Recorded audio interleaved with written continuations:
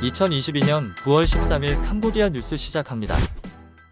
시아누크빌, 거주하는 모든 외국인 등록 시작.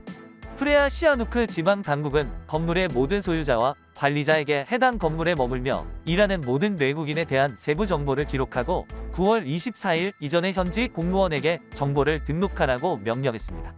금요일에 발행된 명령에는 건물의 소유자에게 외국인에 대한 업데이트를 지방 당국에 보내라는 지시가 포함되어 있습니다. 시아누크 지방청 대변인은 당국이 건물주와 관리인에게 지역 당국의 정보를 제출할 수 있는 14일의 시간을 주었다고 말했습니다.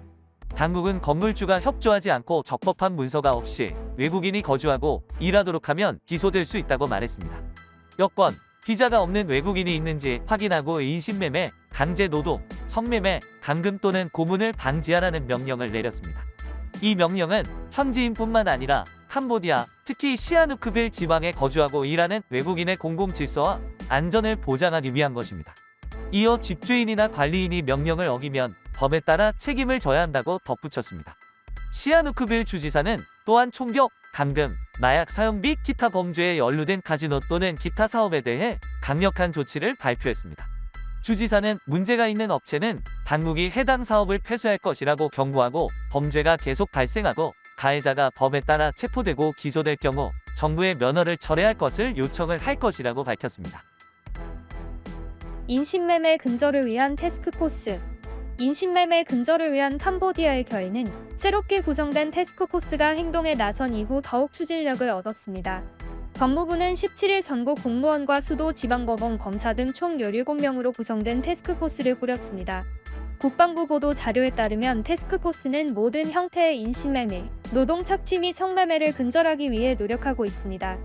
역할과 임무는 가해자를 체포하고 적시에 피해자를 구조하기 위해 조사 조정하고 의심되는 외국인을 수색 및 관리하는 것입니다. 태스크포스는 인신매매, 강제노동 및 성매매 사건에 대한 조사와 기소를 해당 법률과 절차에 따라 엄격하게 촉진하고 강화해야 한다고 전했습니다. 법무부 대변인은 사법부의 관계자와 협력하고 촉진할 것이라고 말했습니다. 우리 팀은 인신매매 및 성매매 사건을 다루는 지역 당국, 경찰 및 기타 당사자와 협력하는 것입니다. 우리는 이미 그러한 사례를 해결하기 위해 많은 일을 했지만 다음 계획은 더 밀어붙이는 것이라고 말했습니다. 훈센 총리는 지난 금요일 국무회의 전체회의를 마친 후 성명을 통해 정부가 수도와 지방의 모든 당국과 관련 기관에 마약 범죄와 인신매매 및 밀수, 강제노동 및 성매매를 효과적으로 단속하기 위한 캠페인을 시작하라는 엄격한 명령을 내렸다고 밝혔습니다. 푸춘본 축제 기간 추가 보안 명령. 총리는 푸춘본 축제 기간 동안 보안 강화를 요구했습니다. 총리는 공식 페이스북을 통해 푸춘본 축제를 승인하라 는 게시물을 올렸습니다. 9월 11일은 음력 1월 1일에 해당하며 이는 고대부터 존재해 온 크메르 민족의 전통 축제인 푸춘본의 첫날인 깜벤의 날입니다. 이것은 불교도들이 공덕을 수행하고 가까운 곳, 특히 탑에서 친척을 만날 수 있는 시간입니다. 당국은 축제 기간 동안 사람들과 관광객이 더 쉽게 이용할 수 있도록 보안, 안전, 공공질서 강화하고 교통을 원활하게 해야 한다고 전했습니다. 캄보디아의 HIV 감염 증가. NAA의 보고서에 따르면 HIV에 새로 감염된 사람들의 수가 10년 이상 감소한 후 2022년에는 1,100건 이상의 감염이 보고되어 예상보다 높은 수준으로 사례가 급증했습니다. NAA 부회장은 어제 HIV/AIDS가 일반들의 우려에서 사라졌지만 이러한 위험한 사고방식은 높은 감염률로 빠르게 복귀하는 것을 볼 수 있다고 말했습니다. 올해 HIV에 감염된 사람은 1,100명이 넘고 0에서 14세 어린이 80명, 15에서 24세 450명, 25에서 29세 247명, 30세 이상 357명 등으로 나타났습니다.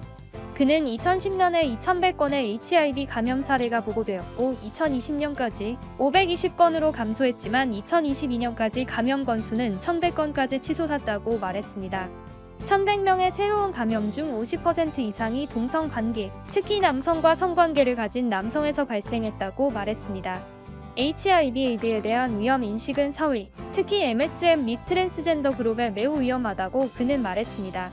MSM 그룹의 HIV 감염 위험은 다른 그룹보다 높기 때문에 주의해야 한다고 그는 말했다. NAA의 통계에 따르면 2022년에 7만 4천 명의 사람들이 2,300명의 어린이를 포함하여 HIV에 감염되어 살고 있으며 항레트로바이러스 치료를 받고 있는 62,561명의 사람들이 있고 1,100명의 에이즈 관련 사망이 있습니다. 전 세계적으로 3,760만 명이 HIV에 감염되어 있으며 2,740만 명이 치료를 받고 있습니다. UNAIDS에 따르면 지난 10년 동안 에이즈 관련 사망자 수는 2020년에 43% 감소한 69만 명으로 대부분이 항레트로바이러스 요법의 출시로 인해 감소했습니다. 정부, 알코올 소비에 대한 최소 연령에 대한 법안 초안 계획. 정부는 청소년이 제품을 남용하는 것을 방지하기 위해 알코올 음료를 마실 수 있는 최소 연령 제한을 포함하는 알코올 제품 관리에 관한 법률 초안을 논의하고 있습니다. 교육 청소년체육부 그리고 보건부는 알코올 제품 관리에 관한 법률 초안에서 알코올 섭취를 위한 최소 연령을 논의하고 있습니다. 캄보디아 어린이를 위한 국가협의회 부회장은 알코올과 마약은 청소년들에게 큰 문제이며 남용할 경우 신체적, 정신적 건강 문제, 교통사고, 폭력, 가정불안 등 많은 부작용이 있다고 밝혔습니다. ABA는 어린이들에게 현대적인 은행 업무를 제공하기 위해 주니어 계좌를 도입했습니다. 미성년 자녀들의 모바일 뱅킹이 가능하게 되었습니다. 디지털 금융 분야의 캄보디아 선두 은행인 ABA뱅크는 10에서 17세 어린이가 자체 ABA 모바일 앱을 통해 현대적인 뱅킹 및 현금 없는 시설에 액세스할 수 있도록 ABA 주니어 어카운트를 도입했습니다. 계좌 개설에 성공하면 자녀는 ABA의 인기 있는 서비스를 부모의 지도하에 일정 한도 내에서 스스로 사용할 수 있습니다. 주니어 계정 소유자는 실시간으로 잔액을 확인하고 KHQR 지불을 포함한 현지 송금 및 지불을 수행하고 돈을 절약할 수 있습니다. 부모는 ABA 모바일을 통해 자녀의 지출을 제어하고 주니어 계정으로 현금을 보낼 수 있으며 자녀가 ABA 모바일을 사용하여 송금 또는 지불하면 알림을 받게 됩니다.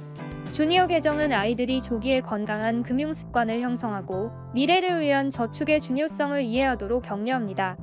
은행이 지점을 통해서만 제공해온 기존 소액 계좌의 향상된 버전으로 제공됩니다.